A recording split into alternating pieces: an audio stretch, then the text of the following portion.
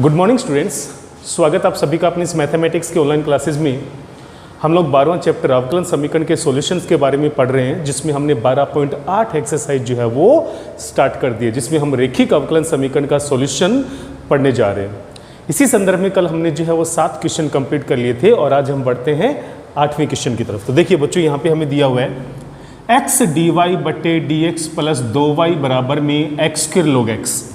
देखिए बच्चों, अगर मैं यहाँ से x का भाग दे दूं तो ये पूरी की पूरी अवकलन समीकरण जो है वो रेखिक अवकलन समीकरण के व्यापक रूप में जो है वो कन्वर्ट हो जाएगी। तो देखिए बच्चों, हमें सिंपली यहाँ पे क्या करना होगा, जैसे ही समीकरण में x का भाग देंगे बच्चों तो अपने पास यहाँ आएगा dy बाई डी एक्स, यहाँ पे आ जाएगा बच्चों 2 बटे एक्स इंटू वाई, यहाँ पे आ जाएगा आपके पास x log x, क्या आ जाएगा यहाँ पे x log x, और ये हो जाएगी यहाँ पे समीकरण नंबर 1।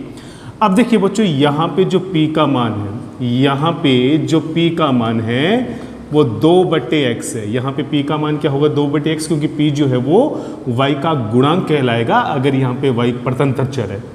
तो p का मान जब एक बार निकल जाए बच्चों तो आपको अच्छे से पता है कि हम उसके बाद में इंटीग्रल फैक्टर यानी कि समाकलन गुणांक निकालेंगे, जिसका फॉर्मूला होता है e की पावर p dx। क्या होगा यहाँ पे e की पावर p dx। तो देखिए बच्चों, e की पावर p की जो वैल्यू है वो 2 बटे x और dx होगी यहाँ पे। तो बच्चों यहाँ पे जो इंटीग्रल फैक्टर है वो क्या होगा, e की पावर 2 जो है वो आ जाएगा इंटीग्रेशन से बाहर, और इंटीग्रेशन करना होगा केवल 1/x का, और 1/x का जो इंटीग्रेशन होता है बच्चों वो हो जाएगा यहाँ पे log x। क्या हो जाएगा, log x। अब e से log कैंसिल तब होगा बच्चों जब ये 2 जो है वो x की पावर में चले जाए। तो यहाँ पे हम 2 को जो है वो x की पावर में भेजेंगे तो यहाँ पर e की घात log x स्क्वायर आएगा, जिससे मेरे पास इंटीग्रल फैक्टर का जो मान है वो x स्क्वायर के रूप में मुझे प्राप्त हो जाएगा। अब देखिए बच्चों, इस x स्क्वायर का गुणा समीकरण 1 के दोनों पक्षों से करेंगे। क्या करेंगे, समीकरण 1 के दोनों पक्षों को, समीकरण 1 के दोनों पक्षों को x स्क्वायर से गुणा करने पर, x स्क्वायर से गुणा करने पर क्या होगा बच्चों, ऐसा करने पर x स्क्वायर का गुणा जब समीकरण 1 के दोनों पक्षों को करेंगे तो जो बायां पक्ष है वो 2 पदों के गुणनफल का अवकलज बनेगा। कौन कौन सी 2 पदों के गुणनफल का, परतंत्र चर y और इंटीग्रल फैक्टर x स्क्वायर के गुणनफल का अवकलज d बाई डी एक्स। क्या कहलाता है, अवकलज। तो यहाँ पे 2 पदों के गुणनफल का अवकलज बनेगा बायां पक्ष, और दाएं पक्ष में जब x स्क्वायर का गुणा x से करेंगे तो यहाँ पर ये बनेगा x की क्यूब log x। क्या बनेगा, x की क्यूब log x। और अब जो ये अवकलन संकारक राइट हैंड साइड में जाएगा तो यहाँ पे आएगा yx स्क्वायर, और यहाँ पर लग जाएगा इंटीग्रेशन x की घात 3 log x, और यहाँ पर आ जाएगा dx। अब बच्चों हमें यहाँ पे x की क्यूब log x का करना होगा इंटीग्रेशन, तो पदों के अनुसार हमें यहाँ पे आइलेट रूल लगाना होगा, जिसमें log फलन जो है वो फर्स्ट हो जाएगा और x की क्यूब जो है वो हो जाएगा सेकंड। तो देखिए बच्चों, यहाँ पे फॉर्मूला लगाएंगे, खंडशः समाकलन विधि अप्लाई करेंगे। तो यहाँ तो है yx square left hand side में, इसमें हम कोई भी परिवर्तन नहीं कर रहे हैं। उसके बाद में देखिए बच्चों, यहाँ पर फर्स्ट रहेगा कांस्टेंट, यानी कि जो log x है वो तो रहेगा कांस्टेंट, और x की घात 3 का इंटीग्रेशन करेंगे, यानी सेकंड फलन का समाकलन x की घात 4 बट्टे 4 होगा, माइनस यहाँ पे फर्स्ट का हो जाएगा अवकलन, यानी कि log x का अवकलन हो जाएगा 1 बट्टे x, और सेकंड का वापस इंटीग्रेशन करेंगे तो x की घात 4 बट्टे 4 हो जाएगा। तो देखिए बच्चों, यहाँ पर है yx स्क्वायर बराबर में यहाँ पर आएगा x की घात 4 बट्टे 4 log x, और यहाँ 1 बटे 4 आएगा बाहर, और इंटीग्रेशन में यहाँ पर केवल x की घात 3 बचेगा, जिसका हमें इंटीग्रेशन करना होगा। तो देखिए बच्चों, यहाँ पे क्या आएगा, yx की स्क्वायर बराबर में x की घात 4 बटे 4 log x, और माइनस x की घात 3 का इंटीग्रेशन x की घात 4 बटे 4, और 1 4 पहले से बटे में, तो ये हो जाएगा 4 चौके 16, प्लस में आएगा यहाँ पे c, और यही हो जाएगा इसका सॉल्यूशन।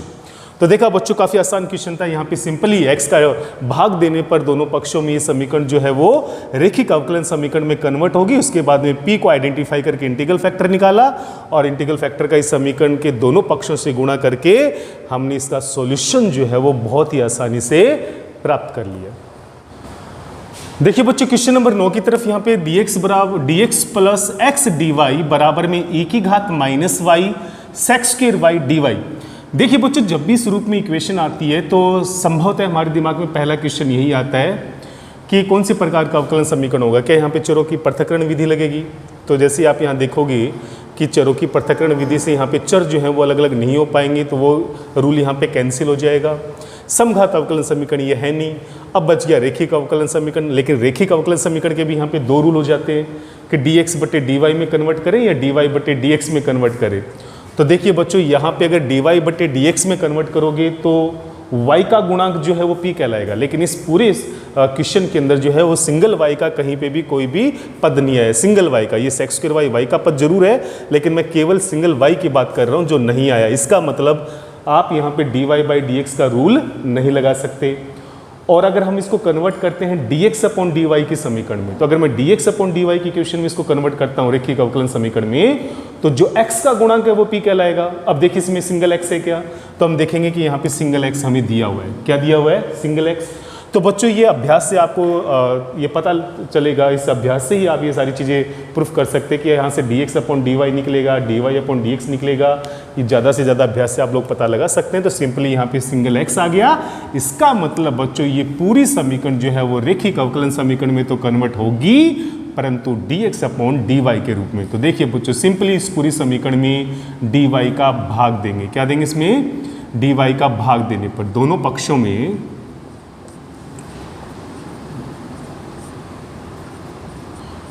dy का भाग देने पर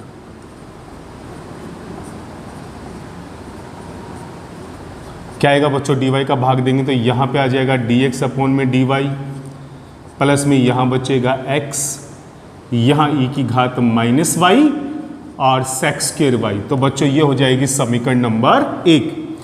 अब देखिए बच्चों, यहाँ पे समीकरण नंबर 1 जो है वो बिल्कुल व्यापक रूप में कन्वर्ट हो चुकी है। dx upon dy plus px बराबर में q।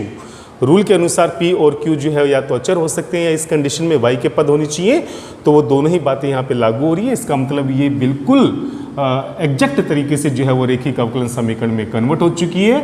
और यहाँ पर जो p का मान है बच्चों वो है 1, क्योंकि जो x का गुणांक है वो p कहलाता है। तो p का मान यहाँ पे क्या हो जाएगा? 1 हो जाएगा।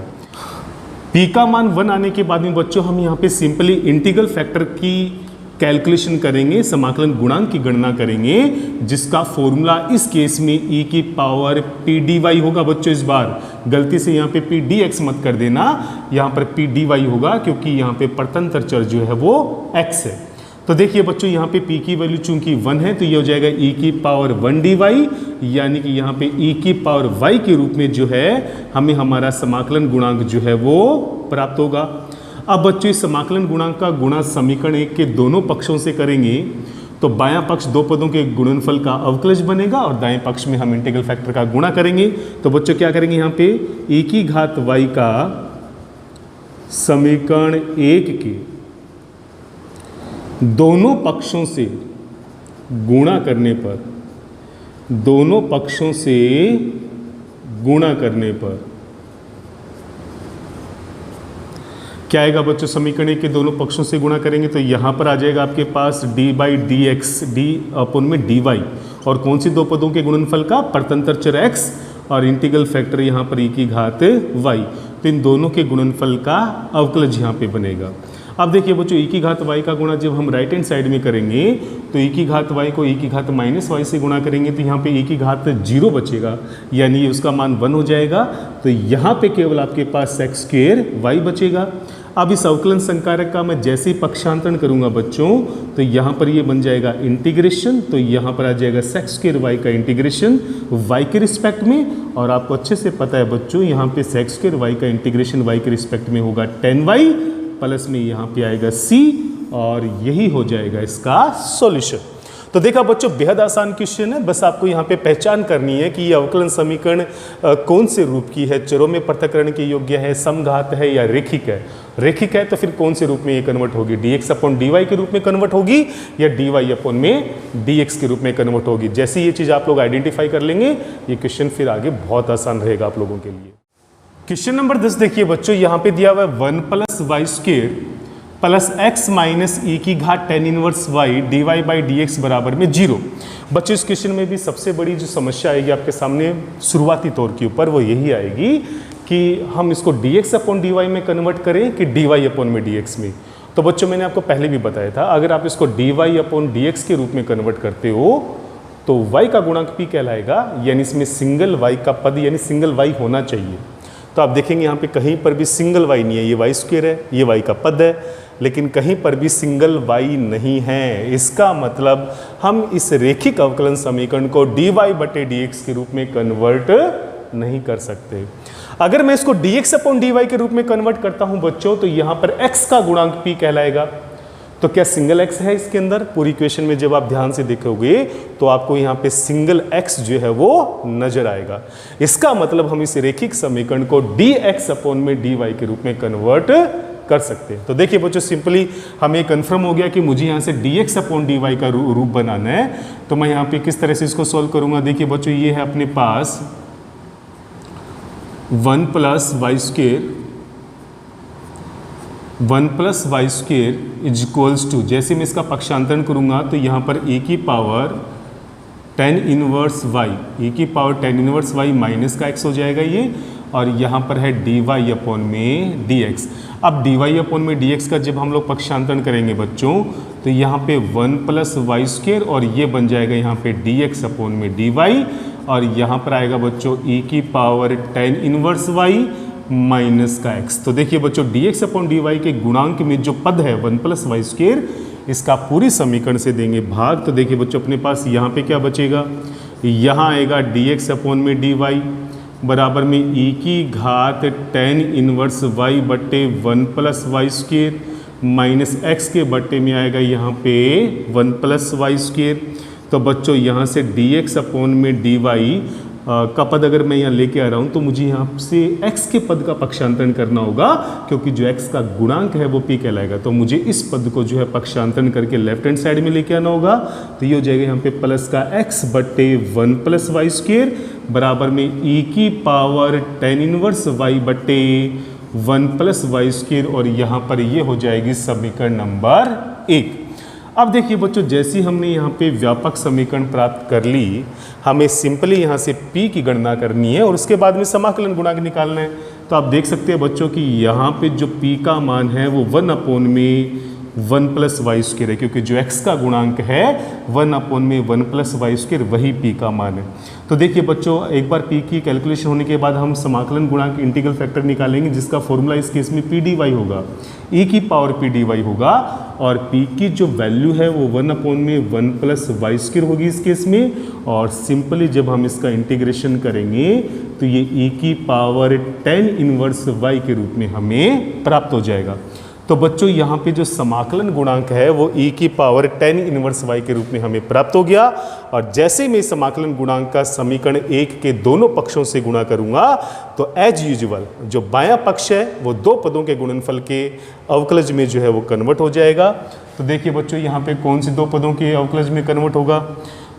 परतंत्र चर x और इंटीग्रल फैक्टर 1 अपॉन में, माफ कीजिए, इंटीग्रल फैक्टर e की पावर tan इनवर्स y के गुणनफल के अवकलज में जो है बायां पक्ष जो है वो कन्वर्ट हो जाएगा। और दाएं पक्ष में जब e की पावर tan इनवर्स y से गुणा करेंगे तो यहाँ पर e की पावर tan इनवर्स y की बन जाएगी, हो या यूँ की कहिए कि यहाँ पे 2 e की पावर 2 tan इनवर्स y आ जाएगा, और अपोन में यहाँ पर आने वाला है 1 प्लस वाई स्क्वायर। तो देखा बच्चों, यहाँ पे e की पावर tan इनवर्स y का जब राइट हैंड साइड से गुणा करेंगे तो एक e की पावर tan इनवर्स y पहले से दिया हुआ है। समान आधार वाले दो पदों को जब गुणा करते हैं तो घातें जुड़ेंगी, इस वजह से यहाँ पे e की जो पावर है वो 2 tan इनवर्स y के रूप में हमें प्राप्त हो जाएगी। अब बच्चों, इस अवकलन संकारक का पक्षांतरण करके हम इसको राइट हैंड साइड में लेके जाएंगे तो ये अवकलन जो है वो कन्वर्ट हो जाएगा समाकलन में। तो देखिए बच्चों, यहाँ से क्या आएगा, x e की पावर tan इनवर्स y, और अवकलन इधर जाके इंटीग्रेशन में कन्वर्ट होगा e की power 2 tan inverse x 2 tan inverse y, और अपोन में यहाँ पे दिया हुआ है 1 प्लस वाई स्क्वायर और dy। तो देखिए बच्चों, सिंपल इसका इंटीग्रेशन हमें कैसे करना होगा, हम यहाँ पे मान के चलेंगे कि जो tan इनवर्स y है वो t के इक्वल है। अवकलन करेंगे तो 1 अपॉन में 1 प्लस वाई स्क्वायर dy बराबर यहाँ पर आएगा dt। तो देखिए बच्चों यहाँ पर x e की पावर 10 इनवर्स y बराबर में यहाँ पर e की पावर 2t और dy बटे 1 प्लस वाई स्क्वायर के स्थान पे आ जाएगा dt। तो देखिए बच्चों x e की पावर 10 इनवर्स y बराबर में e की घात 2t का जो इंटीग्रेशन है e की पावर 2t और बटे में आएगा 2 और प्लस में आएगा c। अब सिंपली बच्चों यहाँ पे t की वैल्यू रखनी है तो अपने पास आएगा x e की पावर 10 इनवर्स y बराबर में e की पावर 2 10 इनवर्स y बट्टे में है 2 प्लस में है यहाँ पे c1 और c1 ले लेते हैं यहाँ पे अचर के तौर पे और पूरी समीकरण को जब 2 से गुणा करेंगे तो यहाँ पर आ जाएगा 2x e की पावर 10 इनवर्स y बराबर में यहाँ जाएगा बच्चों e की पावर 2 10 इनवर्स y 2c1 जब यहाँ पर आएगा तो उसको एक नए अचर c में हम कन्वर्ट कर देंगे। तो इस प्रकार से हम जो है इस अवकलन समीकरण का फाइनल सॉल्यूशन जो है वो प्राप्त कर लेंगे। तो देखो बच्चों इस प्रकार से हमने इस पूरी अवकलन समीकरण को जो है सोल्व कर लिया। तो यहाँ पे 12.8 एक्सरसाइज जो है वो पूरी तरह से कंप्लीट हो जाती है। अब हम करने वाले हैं 12.9 एक्सरसाइज, लेकिन उससे पहले मैं आपको बताऊंगा 12.8 एक्सरसाइज के कुछ महत्वपूर्ण एग्जाम्पल जो इस बार बोर्ड एग्जाम में भी पूछे गए थे। तो बच्चों उम्मीद करता हूं कि आपको ये जो लास्ट विधि थी अवकलन समीकरण को सोल्व करने की, रेखिक अवकलन समीकरण, इसकी पहचान भी समझ में आई होगी और इसको सोल्व करने की जो क्रिया विधि है वो भी बहुत अच्छे से समझ में आई होगी। कल मैं इसके एग्जाम्पल्स का वीडियो लेके आऊँगा और उसके बाद हम स्टार्ट करेंगे लास्ट एक्सरसाइज जो है वो 12.9। तो बच्चों इसी तरह से आप लोग मेहनत के साथ लगे रहिए। किसी भी प्रकार का कोई भी डाउट हो तो जरूर पूछिएगा। आगामी 8 सितंबर को आपका जो है वो मैथ का टेस्ट होना है जिसमें 10th चैप्टर जो है वो पूछा जाएगा। तो 10th चैप्टर आप बहुत अच्छे से प्रिपेयर कर लीजिए जो कि इंटीग्रेशन से संबंधित है और निश्चित समाकलन है और आप उसको अच्छे से प्रिपेयर कीजिए और अच्छे से अपने टेस्ट को दीजिए। तो उम्मीद करता हूँ कि इस बार आपके बहुत अच्छे नंबर आएंगे। इन्हीं शुभकामनाओं के साथ जय हिंद, जय भारत।